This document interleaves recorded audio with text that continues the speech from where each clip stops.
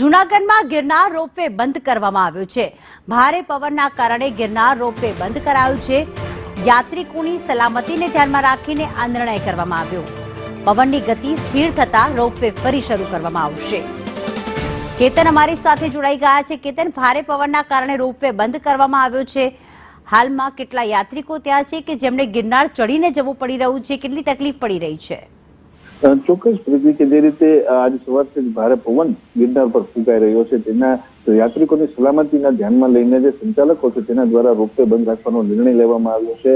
હાલ તો ઘણા લોકો જે છે મોટા ભાગના યાત્રિકોને ગિરનાર પગથિયા પર ચડીને ત્યાં દર્શન જવું છે, તો કેટલાક યાત્રાળુઓ છે તે અત્યારે પરત ફરી રહ્યા છે। ત્યારે કંઈક ને કંઈક કહી શકે કે જયારે પવનની ગતિ ફરીથી શાંત થશે, ધીમી થશે એટલે ફરીથી રોપવે શરૂ કરવામાં આવશે। હાલ તો અત્યારે હજારો જે પ્રવાસીઓ છે તે પાછા નિરાશ થઈને ફરી રહ્યા છે। જી આભાર કેતન, તમામ વિગતો માટે।